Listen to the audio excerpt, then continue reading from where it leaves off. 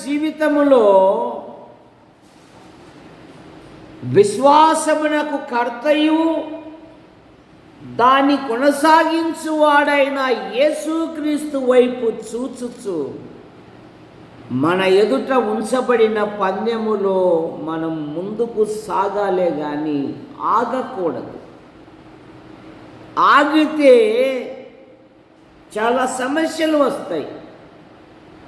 దావీదు శోధనలో పడిపోయాడు కదా. రాజులు యుద్ధమునకు బయలుదేరు కాలమున దావీదు యెరూషలేములో నిలిచెను. ఫలితముగా దావీదు బలహీనుడైపోయినట్లుగా మనం చూస్తాం. అలాగే లోతు అబ్రహాముతో ఉన్నంత కాలము అబ్రహామును బట్టి దేవుడు లోతును కూడా దీవించాడు. అబ్రహాము జీవితములో ఎక్కడ గుడారం వేసినను మొదట దేవునికి బలిపీఠం కట్టువాడు. లోతులో ఎక్కడా లేవు. లోతు ఒక్కసారి మాత్రమే ప్రార్థన చేశాడు. ఎప్పుడు చేశాడు లోతు ఎప్పుడు ప్రార్థన చేశాడు? ఏ సందర్భంలో చేశాడు? లోతుకు దేవుడు ఎన్నో ఛాయిస్లు ఇచ్చాడు. ఆ సొదొమ గొమొర్రా పట్టణము నుండి దేవుడే లోతు చేతులను పట్టుకొని వెలుపలికి తీసుకొని వచ్చాడు.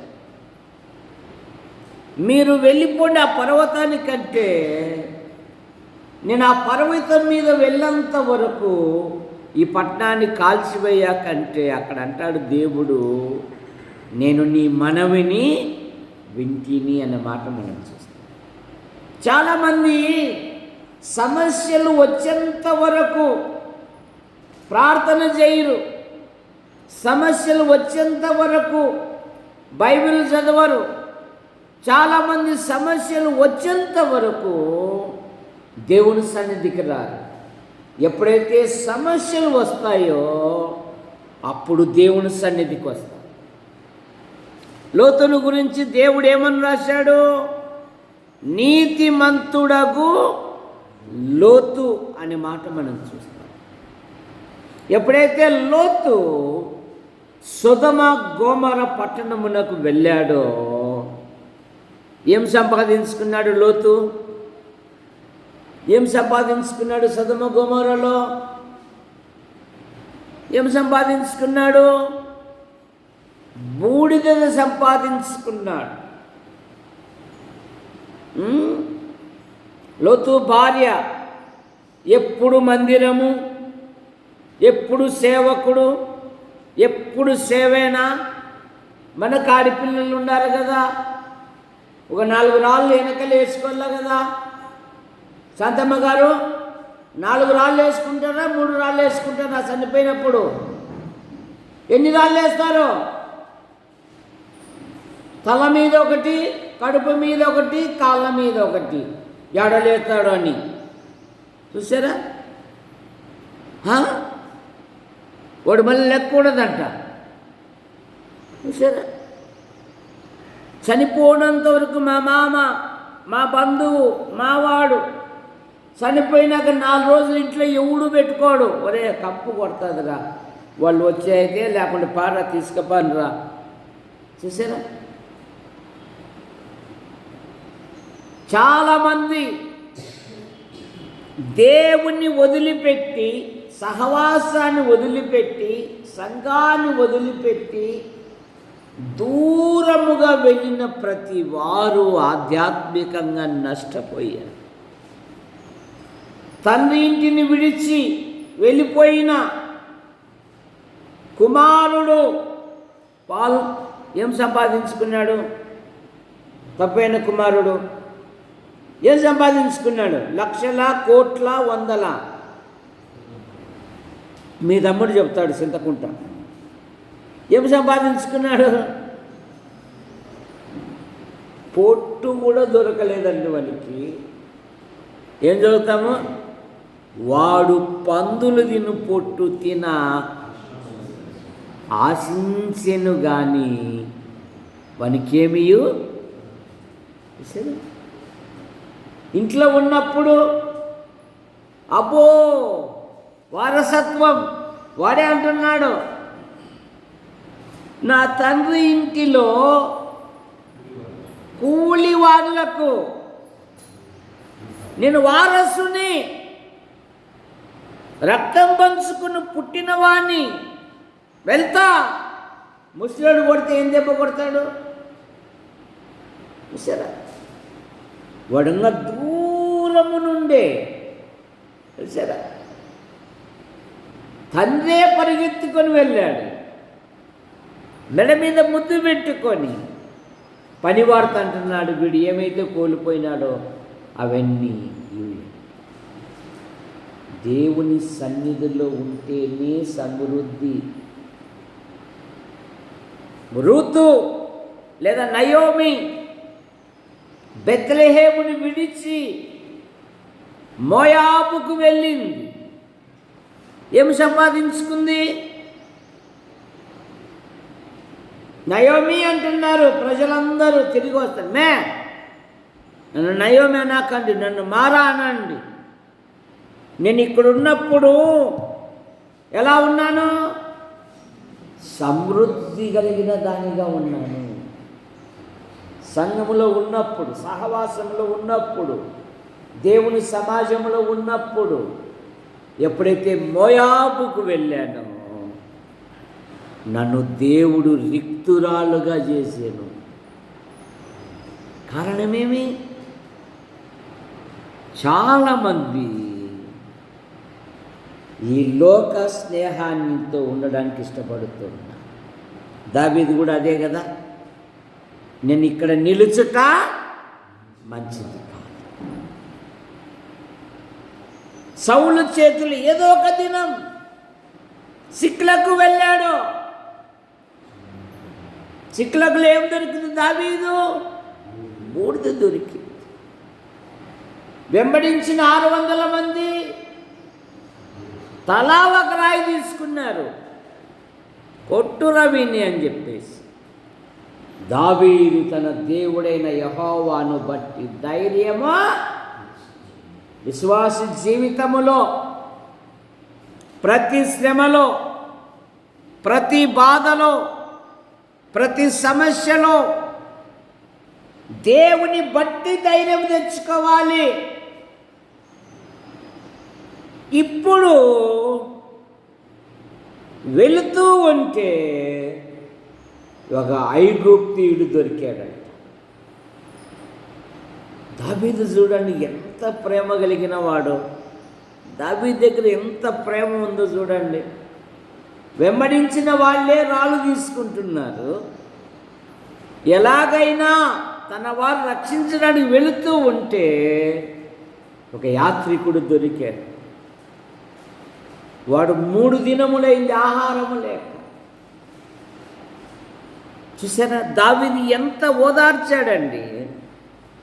ఏం చేశాడంటే వానికి భోజనము పెట్టి, దాహమిచ్చి, అంజూరపు ఆడలోని ముక్కను, 2 ద్రాక్ష గెలలను వానికిచ్చి, దీనికి కొత్త నిబంధనలు కూడా దీనికి సూటబుల్ అయిన ఒక ప్రస్తావన కథ ఉంది. ఏది చెప్పు బాబు? దీనికి సూటబుల్ అయిన కథ. బేబీ అంటుంది బాబుని అడిగే బదులు నన్ను అడుగు మామ, నేను చెప్తాలే అంటుంది. సరే నువ్వే చెప్పు బేబీ, దీనికి సూటబుల్. మా అత్తను అడిగేది ఏంది మామ, నన్ను అడగకూడదు అంటున్నాడు మా పాలు. చెప్పు పాలు, దీనికి సూటబుల్. మరి పితామహుడు, ధర్మశాస్త్రాన్ని ఆరి తీరినవాడు బతుల దేవదాస్ చెప్పగలడు. చెప్పు నాయనా, దీనికి సూటబుల్ కథ.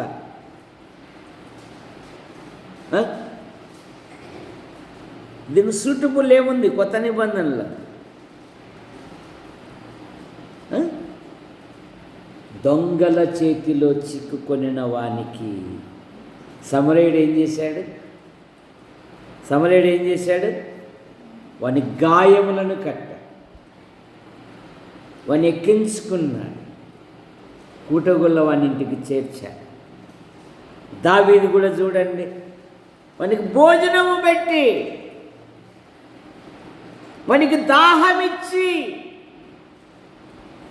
అంజూరపు ఆడ ముద్ద గాయాలను స్వస్థపరిచేది, గాయాలను మానిపేది. 2వ రాజుల గ్రంథం 20వ అధ్యాయం 7వ వచనం.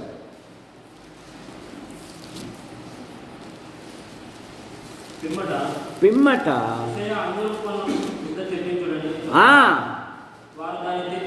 వారు దాన్ని తెచ్చి కురుపు మీద వేసిన తరువాత అతడు బాగుపడెను. అంజూరపు మొక్క గాయములను బాగు చేసేది, స్వస్థపరిచేది. వీడిని బాగు చేశాడు దేవుడు, ఈయన స్వస్థపరిచాడు, వీనికి దాహము కూడా ఇచ్చాడు. యేసు ప్రభు ఏమన్నాడు? నేను జీవ జలములు అన్నాడు. నా యందు విశ్వాసముంచు వాని కడుపులో నుండి జీవజలములు ఊరెడు బుగ్గ అన్నాడు. సమరయ స్త్రీతో ఏమన్నాడు? ఈ నీళ్ళు ఎప్పుడు దాహమవుతాయమ్మా నీకు, నేనిచ్చు నీళ్ళు. ఏమంట? నేనిచ్చు నీళ్ళు త్రాగువాడెవడును ఇక ఎన్నడును వాడు తప్పిపోడు. మన ప్రభు అయిన యేసుక్రీస్తు వారు మత్తయి సువార్త 15వ అధ్యాయములో 32వ వచనములో 5,000 మందిని గురించి, 3 దినములు ఈ ప్రజలు నాతో ఉన్నారు, వారు తిరిగి ఇంటికి వెళ్ళేటప్పుడు పుట్లూరు శాంతమ్మలాగా ఆమె రెడీ అవుతుంది, ఇంకా నేను ఇంటికి పోతానైనా అని కదమ్మా, రెడీ అవుతున్నావు కదా. కోడలు కూడా రెడీ అవుతుంది, అత్తమ్మా ఇట్లను అంటుంది. చూసారా? వారిని ఉపవాసముతో పంపుట నాకు మనసు. చూసారా? యేసు ప్రభు దగ్గరకు వచ్చిన ప్రతి వారిని ఆయన ఏం చేయగలడు? తృప్తిపరచగలడు. ఆయన విశ్వాసముంచు ప్రతి వాణిని ఆయన తృప్తిపరచగలడు. యేసు ప్రభు జీవితంలో కూడా ఆనాటి మతాధికారులు రాళ్ళు తీసుకున్నారు ఆయనను కొట్టడానికి. ఆయన దేవాలయంలో తప్పించుకొని వెళ్ళాడు, కానీ తన యొద్దకు వచ్చు వారిని ఆయన తృప్తిపరుచుతుంది. దావీదు ఈ యాత్రికునికి భోజనం పెట్టి వాడు తెప్పరిల్ల తర్వాత అడుగుతున్నాడు, నువ్వే దేశపు వాడు? అయ్యా, నేను ఐగుప్తీయుడను, నేను అమాలేకీయునికి ఒకనికి దాసునిగా ఉంటుంది, నేను కాయలాబడగా నా యజమానుడు నన్ను వదిలేసి. సాతానుడు కూడా అంతే. సాతానుకు కూడా ఎవరు కావాలంటే కాయలబడేవారు కాదు కావాల్సిండేది, లోపము లేని వారు కావాలంట, ముఖ్యులైన వారు కావాలంట. సాతానుకు కూడా ఎవరినంటే వాడు వాడుకోడు, సాతానుడు కూడా. చూసారా? అలాటప్పలో అసలు వాడుకోడు వాడు. సమాజంలో ఎవడైతే బాగా వృద్ధిలోకి వస్తాడో, సంఘంలో ఎవడైతే చురుకుదనంగా ఉంటాడో వానే వాడుకుంటాడు సాతాను. చూసారు? సాతానుడు కూడా నిన్ను పీల్చి పిప్పి చేసేంత వరకు వాడుకుంటాడో. నువ్వు ఎప్పుడైతే బలహీనుడవు బలహీనురాలు అయిపోతావో వాడు కూడా వదిలిపెట్టి వెళ్ళిపోతావు. ఇదిగో వీడు సాక్ష్యం ఇస్తున్నాడు. అసలు అమాలేకీయులు అనగా నాకెడివాడు అని అర్థం. శుభ్రం. ఇప్పుడు ఎవరే కానీ గున్నె నాకుండే అలవాటు లేదు. పిల్లప్పుడు మాకైతే గనక గిన్నెలో బాగా రుచికరమైన పదార్థం దొరికిందంటే కదా, ఓ ఇంకా కడగాల్సిన పనే లేదు అంటే అది ఏమవుతుంది. ఎందుకున్న నీళ్ళు కూడా వేస్ట్. ఎంత టేస్ట్ ఉందో చూడు. అమాలేకీయుడు అంటే నాకెడివా. అమాలేకీయుడు ఒక బలమైన జనం. అమాలేకీయుడు ఇశ్రాయేలీయులతో మొదట యుద్ధానికి దిగినవాడు. నిర్గమకాండం 17వ అధ్యాయంలో వారు కొన్ని వందల ఏళ్ళు ఐగుప్తులో దాసులుగా ఉండి అలసిన వారై ఉండి వస్తే వాడు అలసిపోయినప్పుడే యుద్ధము ప్రకటిస్తాడో. నీ బలహీనతలు ఎప్పుడైతే తెలుస్తాయో అప్పుడే వాడు మాట్లాడుట ప్రారంభిస్తాడో.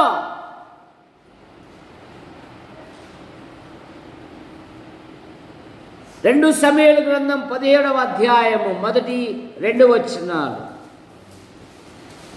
దావీదు అలసట నుండి బలహీనముగా ఉన్నాడు. నేను అతని మీద పడి అతని బెదిరించిన ఎడలా. నేను దావీదుని బెదిరించదను.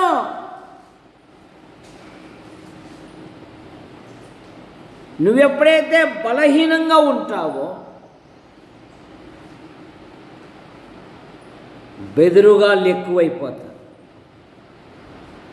అందుకని పౌలు గారు తిమోతితో అన్నాడు, నా కుమారుడా, క్రీస్తు యేసునందున్న కృప చేత బలవంతుడవు కమ్ము. ఎప్పుడైతే బలహీనముగా ఉంటావో బెదురుగాళ్ళు ఎక్కువైతారు, బెదిరించే వాళ్ళు ఎక్కువైపోతారు. అందుకని నీతిమంతులు సింహము వలె ధైర్యముగా విశ్వాస జీవితములో శ్రమలో బాధలో ఇరుకులో ఇబ్బందులలో అన్నిటిలో ధైర్యముగా ఉండాలి.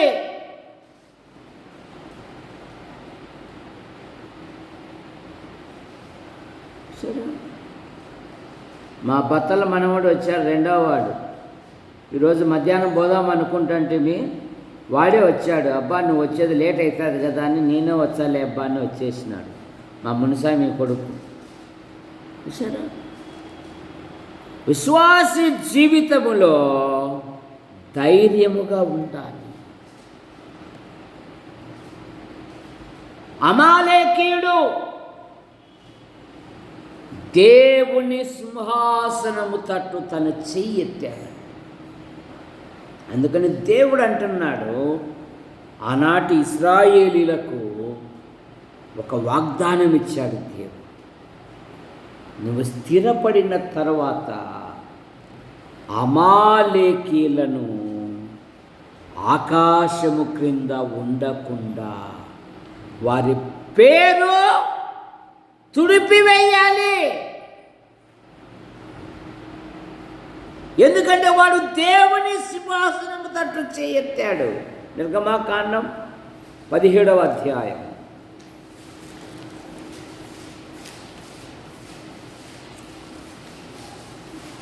16వ వచనం.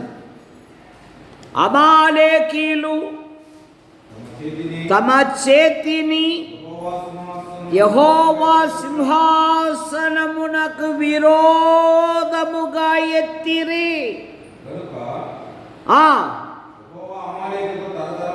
యుద్ధమనెను. 14వ వచనం.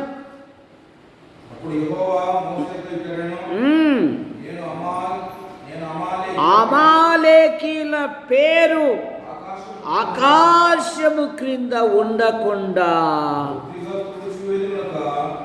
జ్ఞాపకార్థముగా గ్రంథములో రాసి యెహోషువకు వినిపించు. ముఖ్యంగా ఎందుకంటే అతడు 2వ తరం వాడు కాబోతాడు గనక, సరే అతనికి వినిపించు. వాని కనికరించకూడదు. నువ్వు అలసిపోయినప్పుడు వాడు యుద్ధం ప్రకటించాడు. 25వ అధ్యాయం ద్వితీయోపదేశకాండం 19వ వచనం.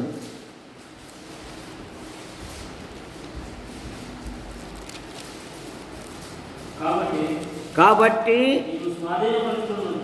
నీవు స్వాధీనపరుచుకొనున్నట్లు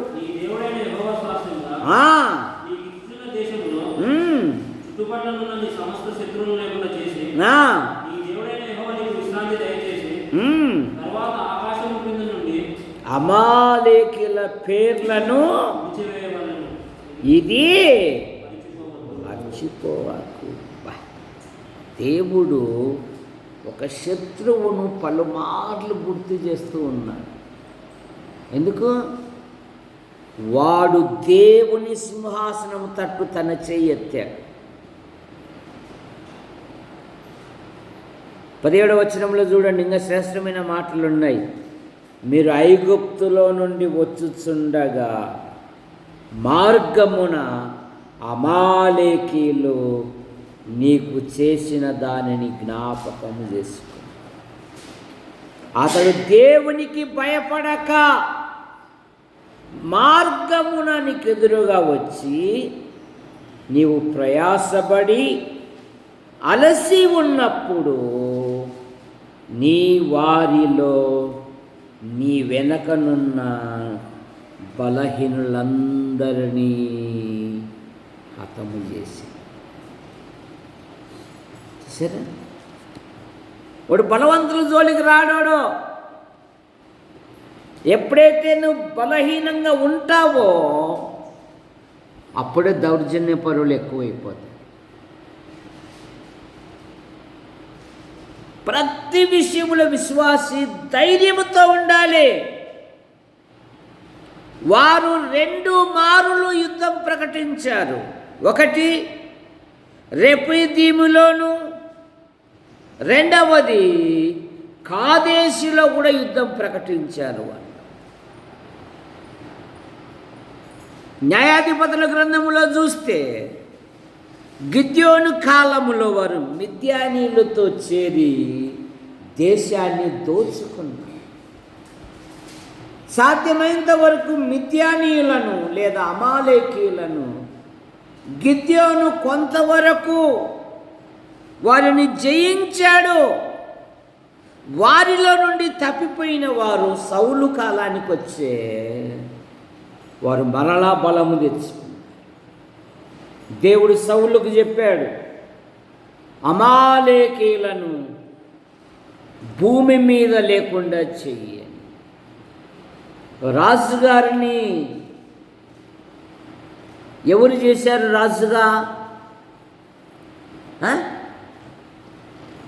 రాజుగారిని రాజుగా ఎవరు కోరుకున్నారు?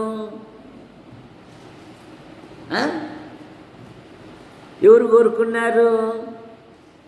ఏమడిగారు వాళ్ళు? సకల జనుల మర్యాద చొప్పున మాకొక రాజు కావాలి అన్నారు. దాన్ని సిద్ధం చేయాల్సిందే ఎవరు? దేవుడు చేయాలా. కానీ వీరు ఆయా ప్రజల నుండి వస్తున్నారు కదా, ఆయా పద్ధతులు ఆచారాలు చూసి ఒరే మనకు కూడా ఒక రాజు ఉంటే మేలురా. దేవుడు అంటాడు సమూయేలుతో, సమూయేలు ఏం ప్రజలయ్యే వాళ్ళు, నేను ఐగుప్తులో నుండి నడిపిస్తూ ఉన్నా, ముందు ఉండి నడిపిస్తున్నా, పగటి వేళ మేఘస్తంభములోను రాత్రివేళ అగ్నిస్తంభములోను వారికి ఏమీ తక్కువ కాకుండా వారిని ఆశ్చర్యకరంగా నేను పోషించి సంరక్షిస్తూ ఉంటే ఏమి ఇశ్రాయేలు ప్రజలయ్యే వాళ్ళు, వారు నిన్ను మరిచిపోలేదు కానీ ఏమన్నాడు దేవుడు, వారిని పాలించకుండునట్లు వారు నన్ను మరిచిపోయి. చూడండి, మొదటి సమూయేలు గ్రంథం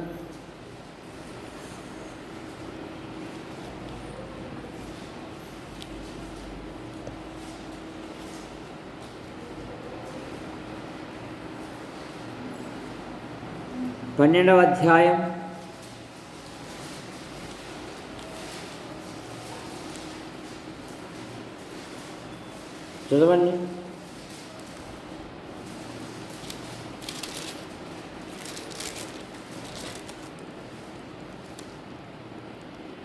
12వ వచనంలో కూడా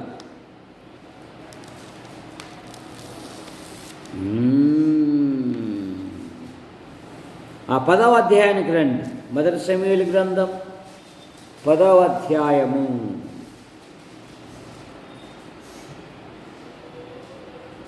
18వ వచనం 19. అయినను మీ దుర్దర్శలన్నిటిలో నుండి ఉపద్రవమన్నిటిలో నుండి పోగొట్టి మిమ్మను రక్షించిన మీ దేవుని ఇప్పుడు మీరు విసర్జించి మా మీద ఒకని రాజుగా నియమింపుమని ఆయనను అడుగుచున్నారు. సమూయేలు ఏమని సాక్ష్యం ఇస్తున్నాడు దేవుని గురించి? చదవండి.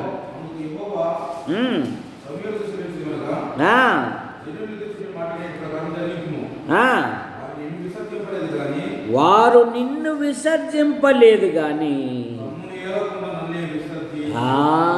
దేవుణ్ణే విసర్జించారు వాళ్ళు. చూసారా? వారు నిన్ను విసర్జించలేదు సమూయేల్, నన్ను విసర్జించారు. ఇప్పుడు సమూయేల్ అనే దేవుని గురించి ఏమైనా సాక్ష్యం ఇస్తున్నాడు? 18వ వచనంలో మిమ్మును ఐగుప్తు దేశంలో రప్పించి ఐగుప్తు వశములో నుండి మిమ్మును బాధ పెట్టిన జనములన్నిటిలో వశములో నుండి విడిపించి మీ దుర్దశలన్నిటినీ ఉపద్రవములన్నిటిని పోగొట్టి మిమ్మల్ని రక్షించిన మీ దేవుణ్ణి ఇప్పుడు విసర్జించి మా మీద ఒక రాజు కావాలి. ఈ రాజుగారు అంటున్నారు, ఏమండి సమూయేలు గారు, రాజుగారు, సౌలు రాజు గారు, ఈ పశువులు ఏం చేసేయండి? ఇవి దేవుని కనిపిస్తే భలే ఉంటాయి కదా. ప్రజల మాట విన్నాడు, నష్టపోయాడు. దావీదు అమాలేకీయులను భూమి మీద ఉండకుండా చేసేసాడు. మొదటి దినవృత్తాంతంలో 4వ అధ్యాయం 42వ వచనం, 4:42.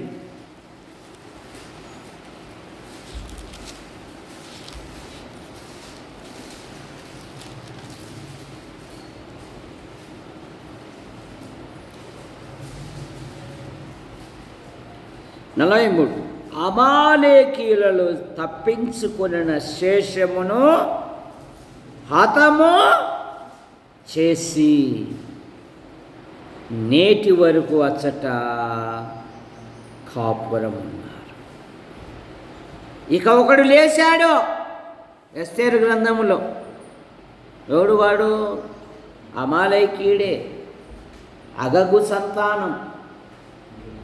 ఒక్కడే ఇశ్రాయేలు జాతినే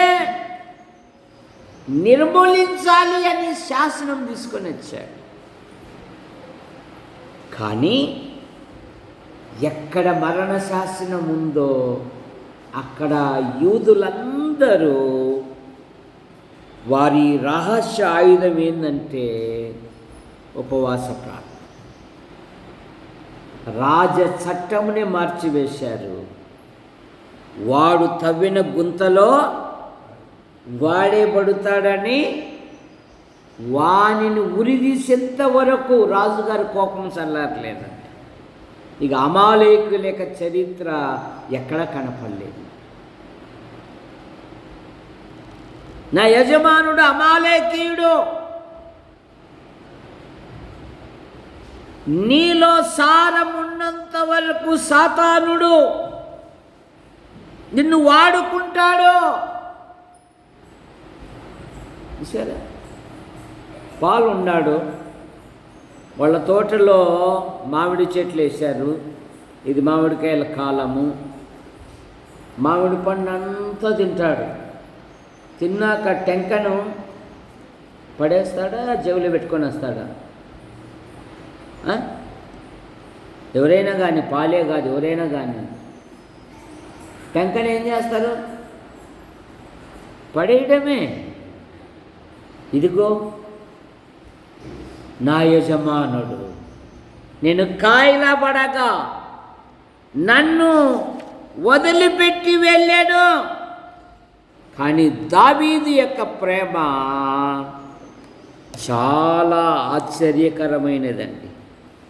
ఎందుకంటే దేవుడు యూదులకు అనేకమైన చట్టాలు ఇచ్చాడు. ద్వితీయోపదేశకాండం 15వ అధ్యాయము 7 నుండి 15వ అధ్యాయము 7వ వచనము నుండి,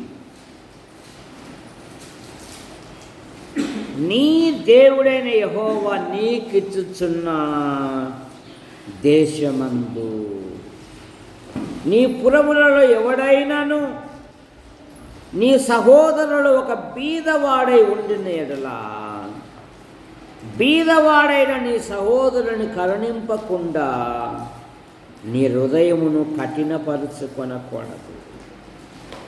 నీ చెయ్యి ముడుచుకొనక వాని కొరకు ఆవశ్యముగా చెయ్యి చాచి వాని అక్కర కొలది ఆ అక్కరకు చాలింత ఆవశ్యముగా నీవు వానికి ఇయ్యాలి. చూసారా, దావీదు తన యొద్ద ఉన్న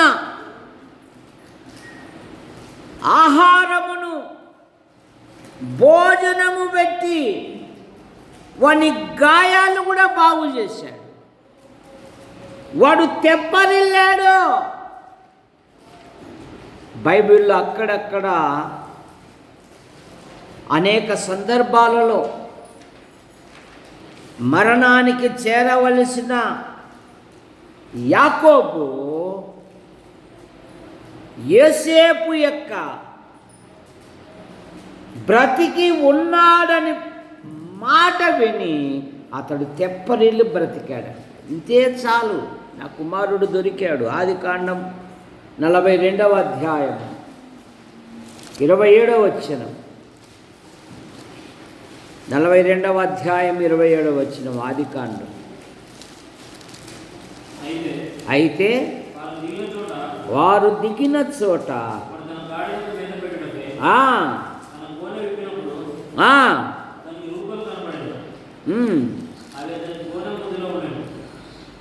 అతడు 45, 27 ఏమన్నా చూడండి. తెప్పరిల్లేను అనే పదము మనకు దొరుకుతుంది. 45, 27 అప్పుడు వారు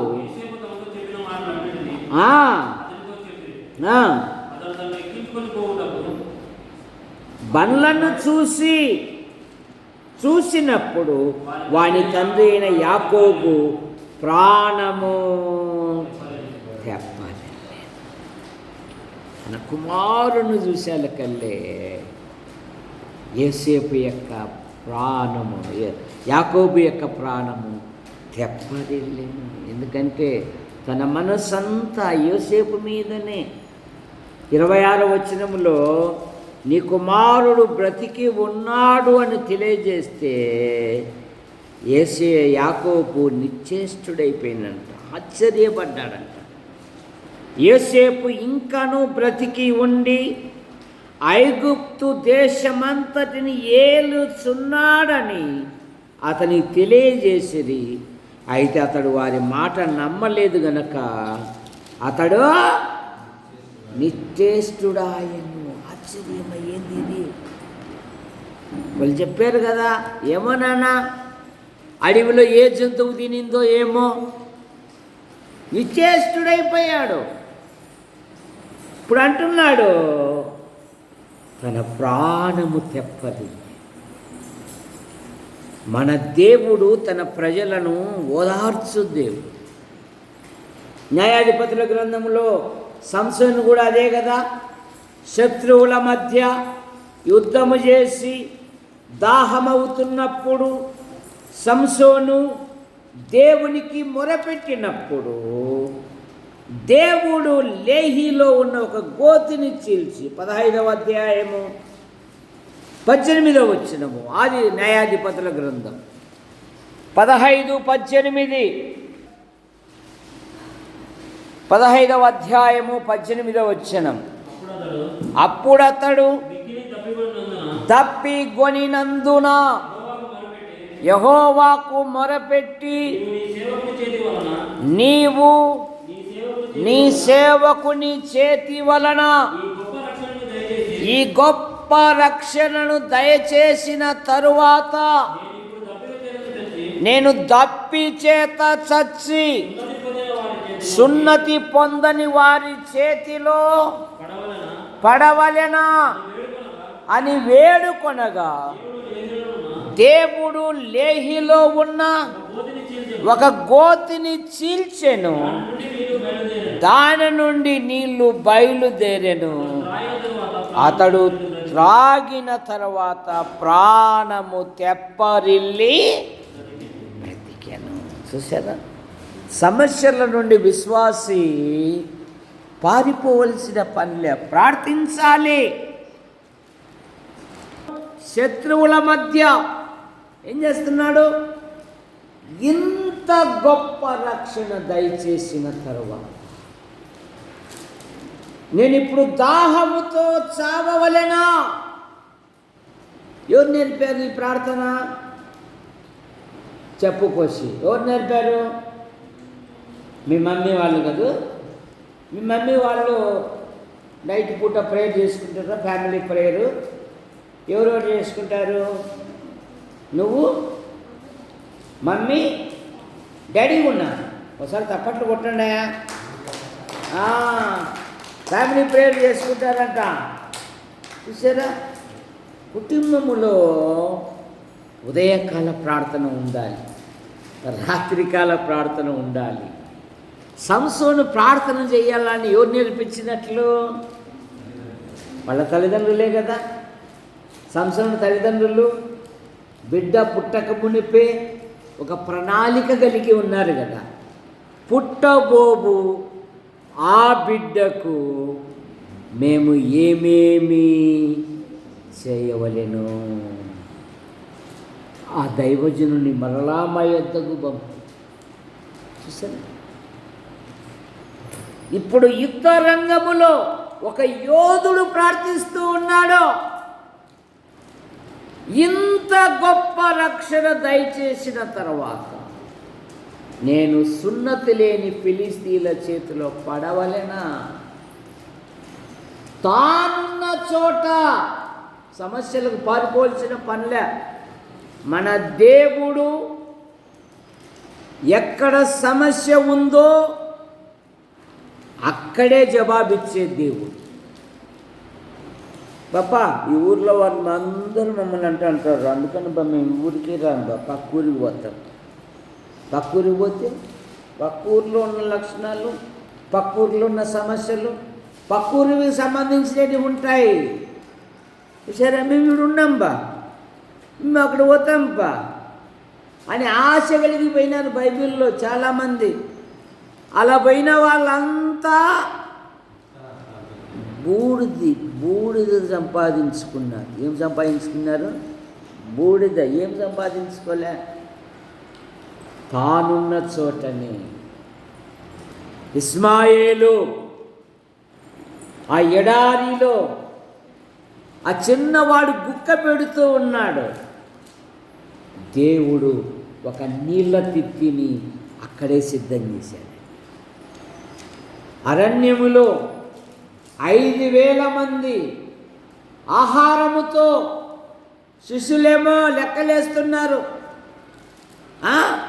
ఇన్ని డబ్బులు సరిపోతాయా, ఇన్ని అవుతాయా అని. రక్షకుడేమో వాళ్ళు వెళ్ళాల్సిన పని లేదు అన్నారు. అప్పుడేం చేశారు?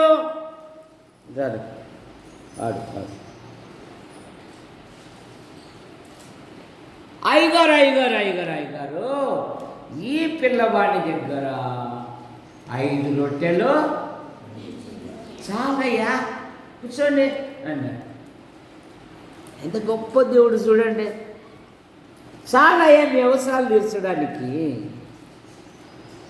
సరే, వారు తిని తృప్తి పొంది, హలో ఇసా కూతురు కదా, ఎన్ని గంపలు ఎత్తారు? 13, 16, 15. ఖచ్చితంగా చెప్పు. 13, 16, 17. ఖచ్చితంగా చెప్పు. ఎన్ని చెప్పట్లండి, కొట్టండి. సండే స్కూల్ మేడం ఎంత చక్కగా నడిపిస్తుంది చూడండి. కూర్చోండి. చూసారా? 12 గంపలు ఎత్తిది. సమస్యలకు పారిపోవాల్సిన పని లేదు. నువ్వు ఆ సమస్య దగ్గరే నువ్వు ప్రార్థన చెయ్యి, అక్కడే జవాబిస్తాడు దేవుడు. చూసారా? అక్కడే జవాబు ఉంది. ఎక్కడ ప్రశ్న మొదలవుతుందో జవాబు కూడా అక్కడే. గుర్తుపెట్టుకో. ఈ ఆదివారం ఒక్క మాట గుర్తుపెట్టుకో చాలు, ఆత్మీయంగా బలపడదు. ఎక్కడ సమస్య ఉందో అక్కడే విజయం ఉంది. భయపడాల్సిన పనిలే. విశ్వాసి ప్రభు కొరకు నిలబడాలి. దేవుని వాక్యము నిన్ను తెప్పనిల్ల చేస్తుంది. కీర్తనలు 22, 26. 22వ కీర్తన 26వ వచనం.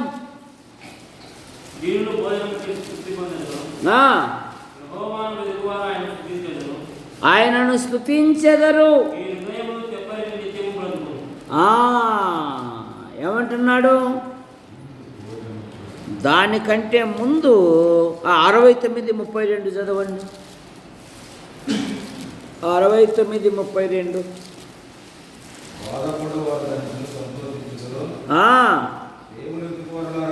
దేవుని వెదుకువారులారా. 19:7 కూడా కీర్తనలు.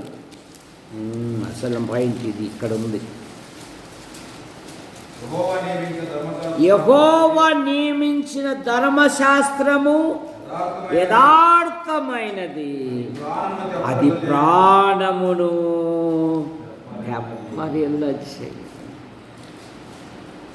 ఆయన నాకు ఒక మాట ఇచ్చాడమ్మా. ఆయన నాకు ఒక వాగ్దానం ఇచ్చాడమ్మా. ఈ వాక్యము నన్ను ఎంతో బలపరిచిందమ్మా. దేవుని వాక్యం నిన్ను తెప్పరిల్ల చేస్తుంది. కనుక పిల్లలకు బాల్యము నుండే మోకరించే అనుభవం నేర్పాలి. బైబిల్ చదివేది నేర్పాలి. యవన పిల్లలు మోకరించి ప్రార్థించుట అలవర్చుకోండి. మీ జీవితాలలో దేవుడు గొప్ప కార్యాలు జరిగిస్తాడు. ఇది నెలలో మోకరించకపోయింది, మోకాళ్ళ ప్రార్థనే పోయింది. ఎందుకు? ఈ నీళ్ళు ఏం తీసుకొని వచ్చినాయి? నొప్పులు తీసుకొని వచ్చినాయి. మనిషినంట అప్పులు, నొప్పులు, ఇంకా ఇంకొకటి ఉంది, మూడవది అప్పులు, నొప్పులు, తిప్పలు. ఈ మూడు మానవుని నిద్రపట్టనీయవు. సరే, మరేమో కూర్చో అంటే కూర్చోదే, పైన కూర్చొని పాపా అంటంటుంది, నిలుగుతుంటుంది, టైం అయింది చూడండి నాకు సిగ్నల్ చూపించంటుంది. చూసారా, అప్పులు, నొప్పులు, తిప్పలు, ఈ మూడు మానవుని నిద్రపోనీయవు. కానీ డేవిడ్ మాత్రం బాగా నిద్రపోతాడు కదమ్మా, కదా? ఇప్పుడు నిద్రపోడు కదా డేవిడ్, నిద్రపోతాడా? డ్యూటీకి పరిగెత్తాల, శిలమత్తురు లేస్తానే. చూసారా,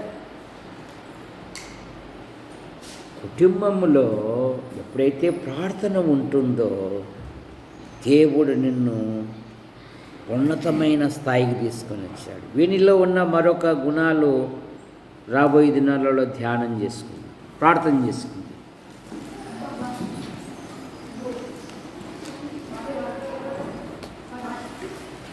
పాట పాడుతుంది ప్రార్థన అయిపోయింది. ప్రేమించిన మా తండ్రి, మీ నామాన్ని బట్టి మీకు స్తోత్రములు చెల్లిస్తున్నాం. యేసు ప్రభువా,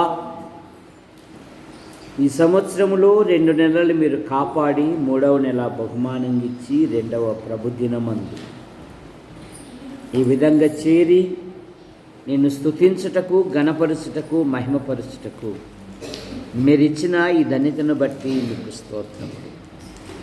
యాడికి క్రైస్తవ కూడిక గృహం చేర్చబడిన ప్రతి కుటుంబాన్ని మీరు రెక్కల కింద ఉంచుకొని కాపాడమని అడుగుతుంది. కొందరు ప్రభుత్వ శాఖల్లో, ప్రైవేటు సంస్థల్లో రాత్రి మగలి విభిన్న రీతిగా ప్రయాసపడుతూ ఉన్నారు. బిషప్ రాజయ్య డ్యూటీకి వెళ్ళాలి, ప్రతి డ్యూటీలో మీరు మహిమ పొందమని అడుగుతుంది. పుట్లూరు శాంతమ్మ గారికి కంటి ఆపరేషన్ జరిగింది, ఆ గాయములను మీరు ముట్టి స్వస్థపరచండి.